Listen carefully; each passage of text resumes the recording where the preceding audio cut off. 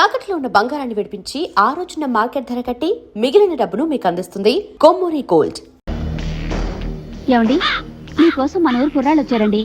కుర్రాళ్ళ? అవునండి. వాళ్ళకి నాతో ఏం పని? పద.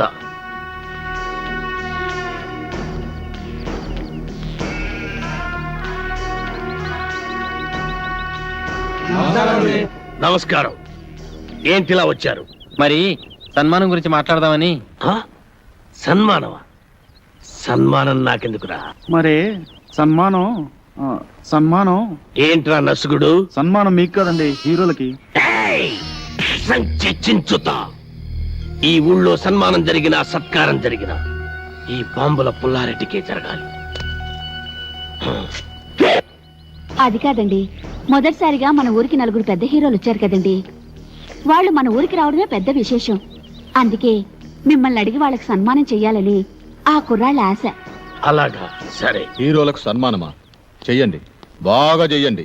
నా ఫుల్ సపోర్ట్ మీకుంటది. సోదర సోదరిమణులారా, మెగాస్టార్ చిరంజీవి గారు, యువరత్న బాలకృష్ణ గారు, యువ సామ్రాట్ నాగార్జున గారు, విక్టరీ వెంకటేష్ గారు మన ఊరికి రావడం నిజంగా మన అదృష్టం. వీరికి సన్మానం చేయడం అభిమానులంగా మన బాధ్యత. ఇది మన ఊరికే గర్వకారణం. ఇప్పుడు హీరోల సన్మాన కార్యక్రమం ప్రారంభం కాబోతుంది. అభిమానులందరూ వరుసగా వచ్చి తమ హీరోల మెడల్లో దండలేసి సత్కరిస్తారు.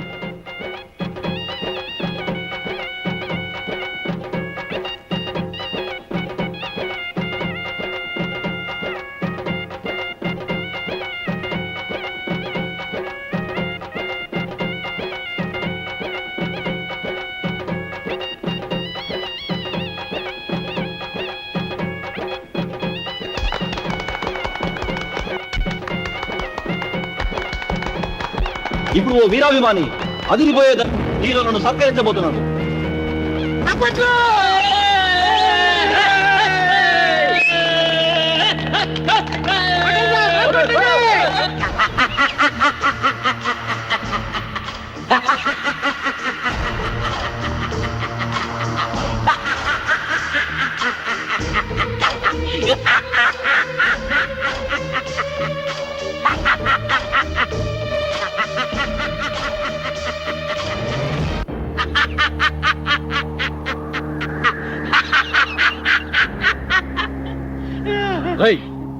నువ్వు ఇక చావలేదా?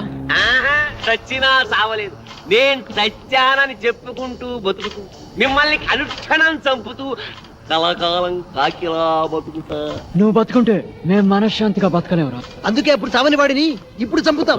భూమి మీద ఎవడైనా 2 సార్లు వస్తాడా? ఈ పిచ్చి ఒకసారి చావనప్పుడు రెండోసారి చంపక తప్పదు. ఎవడు చెప్పాడు నేను చచ్చిపోలేదని? నేను గత నెల 5వ తారీఖు చచ్చిపోయినట్టు గవర్నమెంట్ నాకు సర్టిఫికెట్ ఇచ్చింది. ఇదిగో జిరాక్స్ కాపీ. కాదు, అది డూపు సర్టిఫికెట్. ఇలాంటి అబద్ధాలు చెప్పావంటే నీ బక్కెలేన కొడతా. వంశోద్ధారక, తగ్గు తగ్గు. నువ్వు నిజంగా సమరసింహారెడ్డిలాగా లేచిపోతే మీరు టాప్ హీరోస్ కాదు, డూప్ హీరోస్ అన్న సంగతి ఊళ్ళో చెప్పాల్సి వస్తుంది. వస్తా.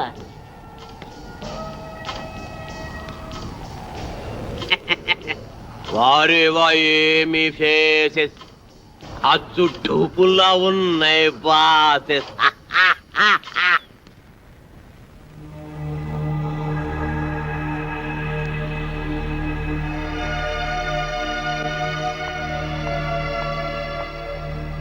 హలో, ఏంటి ఇక్కడ కూర్చున్నారు? ఏంటి అదోలా ఉన్నారు? అదోలా కాదు, దిగాలుగా ఉన్నాం, గుబులుగా కూడా ఉన్నాం. ఏ, ఎందుకు? మమ్మల్ని ఇక్కడి నుంచి డిశ్చార్జ్ చేస్తున్నారు కదా, అందుకు. ఏ, ఇంకా పేషెంట్స్ గానే ఉండాలని ఉందా? చూడాలని ఉంది. అదే, ఇక్కడే మంచి మనుషులను వారి మమతల రాగాలను చూస్తుంటే ఇక్కడే ఉండాలనిపిస్తుంది. కానీ మీరు మమ్మల్ని ఇక్కడి నుంచి పంపించేస్తున్నారుగా. మిమ్మల్ని పంపిస్తున్నది మా ఊరి పెద్దల ఆతిథ్యానికి మాత్రమే, ఊరు నుండి కాదు. మీరిక్కడే ఉండాలన్నదే నా కోరిక కూడా. మీరు సాధించాల్సిన సత్కార్యాలు ఎన్నో ఉన్నాయి.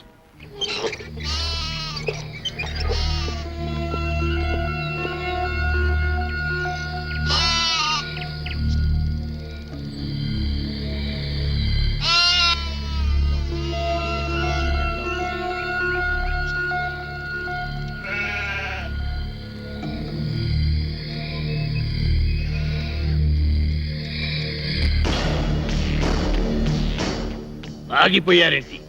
రండి బ్రదర్, మీకు మా స్వాగతం. అంతఃపురం సినిమాలో లాగా వాళ్ళంతా అలా తుపాకులు పట్టుకుని ఉన్నారేంటి? వాళ్ళ చేతుల్లో ఆ తుపాకులు అంత అవసరమా? వీళ్ళంతా మన మనుషులే. ఏ భయపడుతున్నారా? మీరు కూడా గన్లు పట్టుకుని సినిమాల్లో యాక్షన్ చేస్తారు కదా. అరే మస్తాన్, అంతా రెడీయేనా? రెడీయేనండి అయ్యా. ఇవ్వు. ఇదిగోండి. గన్ను కాదురా, దండ, పూల దండ. మామూలు దండ, శవాలకేసే దండ అండి. నోర్మోయ్! వీళ్ళు మన స్నేహితులు రా. దండలు తీసుకురా.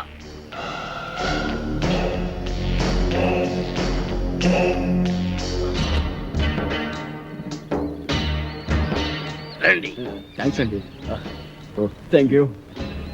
అవును, మిగతా ఇద్దరు ఎక్కడ? మేమిద్దరం ఇక్కడ, వాళ్ళిద్దరూ అక్కడ. అక్కడ అమ్మాయి ఇక్కడ అబ్బాయి అంటారే అలా. ఏయ్, నాకిదేం నచ్చలా. ఆయన ఆడేవుడండి మధ్యలో. ఆడింటికిద్దరు, నా ఇంటికిద్దరు రావడానికి ఇదేమో సినిమా అనుకున్నావా? రాజకీయం, రాయలసీమ రాజకీయం. అబ్బే అదేం కాదండి, ఈ ఊరు పెద్దలు మీరు. మిమ్మల్ని ఇబ్బంది పెట్టకుండా, బాధ పెట్టకుండా మేము ఈ నిర్ణయం తీసుకున్నాం. నా పేరు భానుమతి అండి. నేను మీ అభిమాన్ని. మీ ఇద్దరు సినిమాలంటే నాకు చాలా ఇష్టం. పున్నయ్య, హీరోలకు దిష్టి తీసి బ్యాగులు తీసుకెళ్ళి లోపల పెట్టు. అలాగే బాయ్యా. ఎంత ముద్దొస్తున్నాడు, ఎంత బాగున్నాడు. మీకు అభ్యంతరం లేకపోతే మీతో ఫోటోలు దిగుదాం అనుకుంటున్నాను. అలాగే. ఆమెకేంటి, మీరంటే మాకు కూడా ఎంతో అభిమానం. అందుకే ఫోటోగ్రాఫర్ని పిలిపించారు. ఫోటోగ్రాఫర్, చూస్తావేంటి? ఫోటో తీ. కమాన్, అందంగా తీ.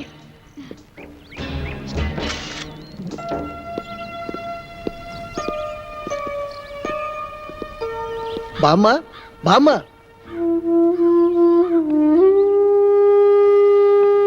ఎవరు బాబు? మేం బామ్మా సినిమా హీరోలం. నమ్మనవుడు వచ్చాడా బాబు? వాడు రావడానికి వీళ్ళేనంత బిజీగా ఉన్నాడు. పండక్కి తప్పకుండా వస్తానన్నాడు బామ్మ. యాళ్ళకేమన్నా తింటున్నాడా బాబు? వాడికి రాజభోగం. ఖాళీ దొరికినప్పుడల్లా నీ గురించి చాలా గొప్పగా చెప్తుంటాడు బామ్మ. వాడి మధ్య పెద్ద వేషం వేసి అందరి ఆశీస్సు అందుకొని ఎవరికి అందనంత ఎత్తుకెత్తుకుపోయాడు బామ్మ. మేమందరం కలిసి వాడికి పూలదండలు కూడా వేసాం బామ్మ. పోనీలే బాబు, వాడికి ఏ కష్టం లేకుండా చల్లగా ఉంటే అంతే చాలు. వాడికి ఏ కష్టం లేదమ్మా. సినిమా స్వర్గంలో మహారాజులాగా ఉన్నాడు. అవును బామ్మ. నాకు తెలుసు బాబు, నా బంగారు కొండ, నా మనవుడు ఎప్పటికైనా మహారాజు అవుతాడని. ఆ దేవుడు చాలా గొప్పోడు బాబు. అవును, వాడికి ఎప్పుడు ఆ దేవుడు తోడుగానే ఉంటాడు. వాడు ఎప్పుడు ఎక్కడున్నా నీ గురించి ఆలోచిస్తుంటాడు బామ్మ. వాడికి నువ్వంటే చెత్త ప్రేమ బామ్మ. వాడికి వచ్చిన మొదటి జీతంతో నీకు చీర పంపించాడు బామ్మ.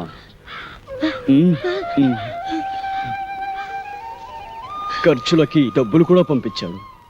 పండగ నాడు ఇక్కడికి వస్తా అన్నాడు బామ్మ.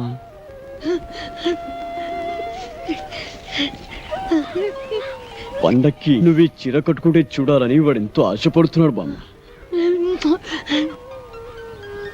నా మనవుడు నాకు డబ్బు పంపించాడా? నా మనవుడు నాకు చీర పంపించాడా? చూసారా, వాడికి అన్ని పనులు ఉన్నా మర్చిపోకుండా నాకు చీర డబ్బు పంపించాడు. నాకు చీర పంపించాడు. వచ్చే రావాలమ్మా, నాయుడమ్మా, సమ్మక్క, సారక్క, నా మనవుడు రానన్నాడు కదే, నా మనవుడు రానన్నాడు కదే, ఇప్పుడు పండగకు వస్తున్నాడట. చూడండి, నాకు చీర డబ్బులు పంపించాడు. నా మనవుడు చీర డబ్బులు పంపించాడు. నా మనవుడు పంపించాడు. రండి రండి, నా మనవుడు నా కోసం చీర పంపించాడు. పట్టు చీర. చూసారా, డబ్బు కూడా పంపించాడు.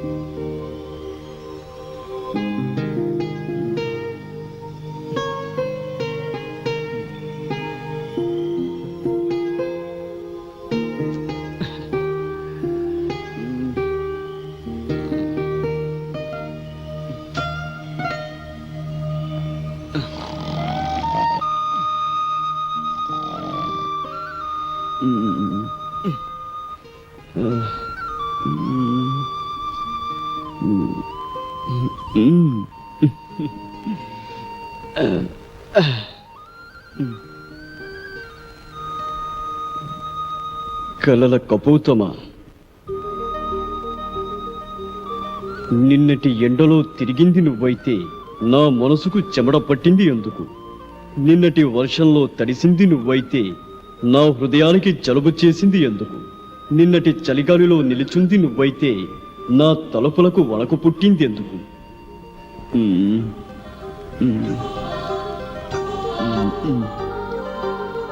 నువ్వు నడిరాత్రి కలవా, నడిసంద్రపు అలవా, నడిసొచ్చిన శిలవా, ఎవరని నిన్ను పిలవను, ఎలా నా ప్రేమను తెలపను?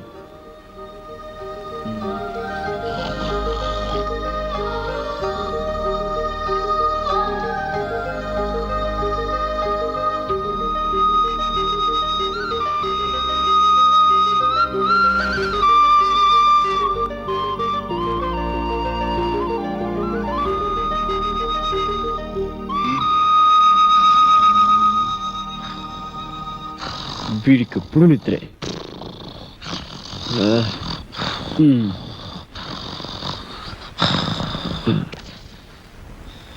రేపు ఉదయం వెన్నెలను కలుస్తాను.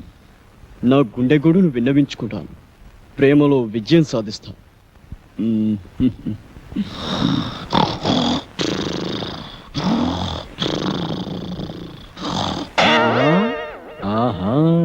రామ్మ చిలకమ్మ ప్రేమ ములకమ్మ రాధమ్మ. నేను అనేక సినిమాల్లో రంభ, రమ్యకృష్ణ, సౌందర్య, సిమరాన్ లాంటి అందమైన హీరోయిన్స్ తో నటించాను. కానీ వాళ్ళతో కలిసి నటించినప్పుడు కలిగిన అనుభూతి, స్పందన ఈ ఊళ్ళో ఒక అమ్మాయిని చూసిన తర్వాత కలిగిందండి. స్పందన అంటే అదే అదే ప్రేమ. ఆ ప్రేమ నామకి ఎలా తెలపాలో తెలియక ఈ లవ్ లెటర్ రాశాను. రాస్తే ఇచ్చేయండి. ఇది మీకు ఇచ్చి నాకా? మీకని కాదు, ఈ లెటర్ మీ చేత చదివించి మీ అభిప్రాయం ఏంటో తెలుసుకుందామని. సరే, అదేదో మీరే చదవండి. కలల కపోతమా, నిన్నటి ఎండలో తిరిగింది నువ్వైతే నా మనసుకు చెమట పట్టింది ఎందుకు? నిన్నటి వర్షంలో తడిసింది నువ్వైతే నా హృదయానికి జలుబు చేసింది ఎందుకు? నిన్ను నిన్నటి చలిగాలిలో నిలుచుంద నువ్వైతే నా తలపులకు వణుకు పుట్టింది ఎందుకు? అమ్మ నాటు రౌడీ, నేనే ఎక్కడో కాపీ కొట్టి రాసుకుంటే నా దగ్గర నువ్వు కాపీ కొడతావా? ఉండు, నీ పని చెబుతా. ఏ మేరీ పాపా, నన్నా? అయ్య బాబాయ్ బాబాయ్,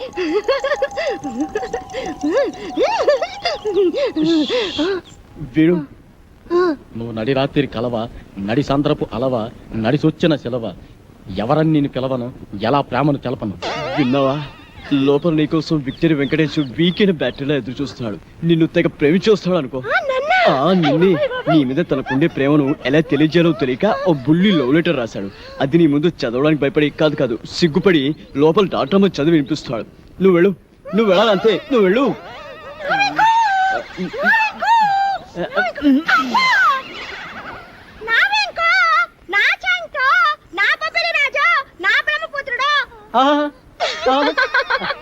నీకే కాదు, నీ పైన నాకు కూడా బోల్డంత ప్రేమ ఉన్నది.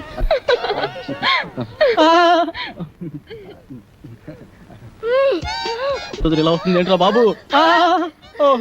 ఏంటే ఆ చూపేంటే, ఆ షేకింగ్ ఏంటే? అయ్యో అయ్యో అయ్యయ్యో, నీకు ఇదేం పోయి కలవే? వామ్ము, అలా చూడద్దే.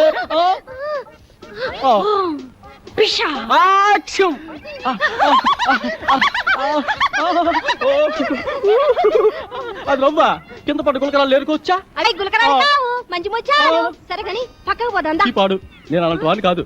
అయినా ఎవరైనా చూస్తే బాగోదే. ఇక్కడ ఎవరు లేరు కదా.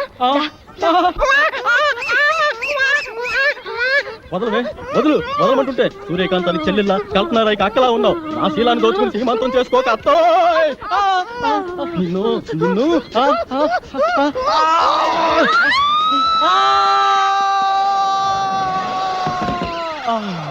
నా ముద్దుల ప్రియుడా, ప్రేమించుకుందాం రా, పెళ్లి చేసుకుందాం రా, కలుసుకుందాం రా.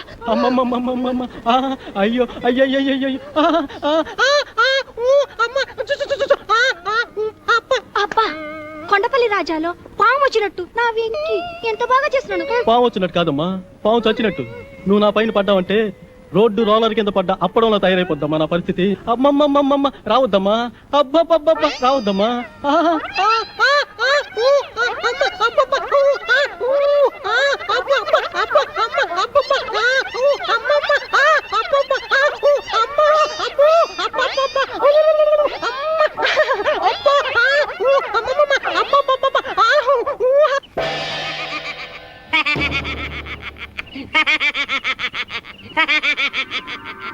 ఏంటి ఎన్నెలని ప్రేమిస్తున్నారా? అయినా ఆకాశంలో జాబిలమ్మని పున్నమరైత్రి ఎన్నెలని ప్రేమించందెవరు కృష్ణబాబు? నేను ప్రేమిస్తున్నది ఆకాశంలోని వెన్నెలని కాదు బాబాయ్, డాక్టర్ వెన్నెలమ్మని. ఆ భలేవారండి, మీరు మతుండే మాట్లాడుతున్నారా?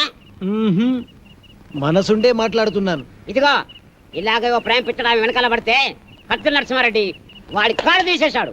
కాలే కాదు, నా శరీరాన్ని ముక్కలు ముక్కలుగా నరికినా ప్రతి ముక్కలోనూ ఆమె ప్రతిరూపమే కనబడుతుంది. నాది పవిత్ర ప్రేమ. ఏయ్, ఈ కూతురు ఇంకోటి కూర్చుంటే ఈ పాటి నా తోట పేలేదు. మీరు నా పేరుడు హీరో కనుక వదిలేస్తున్నా. అయినా డాక్టర్ అమ్మా లవ్లో లటక్కున పడే మనిషి కాదు, కానీ ఓ చిన్న వీక్నెస్ ఉంది. ఇప్పుడు ఇప్పుడు నా అభిమానం అనిపించుకున్నావు. ఆనందంగా చెప్పు, ఆటోగ్రాఫ్ ఇస్తా.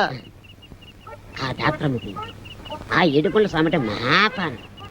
రోజు గుడికెళ్ళి ఆయన దండం పెట్టాకే హాస్పిటల్కి వస్తుంది. నువ్వు టెంకాయ తీసుకొని ప్రత్యక్షమవు. ఆ ఎన్నెలమ్మ తుంబబంకలా నీకు అతుక్కపోతుంది.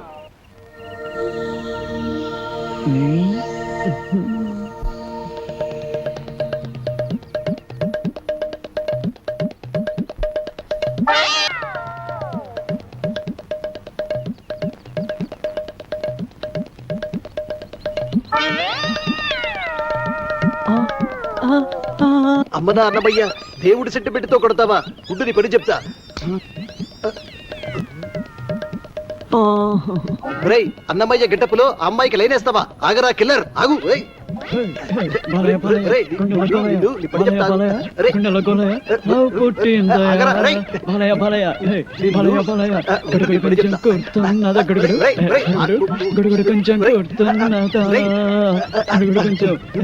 పట్టుకుంటే అయిపోయావరా? నీ పని అయిపోయినట్టే ఈరోజు.